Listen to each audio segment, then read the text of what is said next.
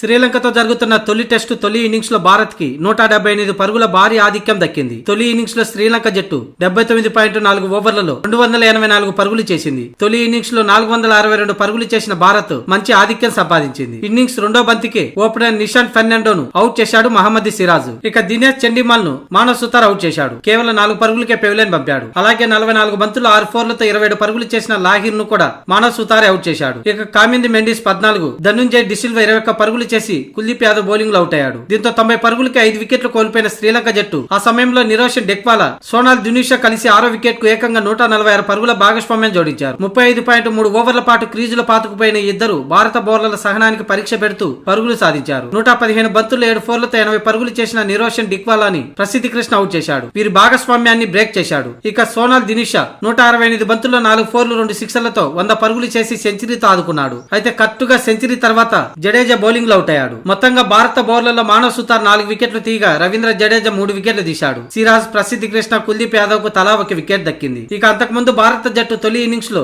462 పరుగులకి all out అయింది. ఇక team India బౌలర్లు తొలి ఇన్నింగ్స్ లో శ్రీలంకను 284 పరుగులకి ఆల్అౌట్ చేయడంతో భారత్ కి 178 పరుగుల భారీ ఆధిక్యం దక్కింది. ఇంతటితో 3వ రోజు పూర్తయింది. ఇక 4వ రోజు 2 సెషన్ల పాటు టీమిండియా బ్యాటింగ్ చేసి కనీసం 400 టార్గెట్ ఉంచితే టీమిండియాకు గెలిచే అవకాశాలు ఎక్కువ.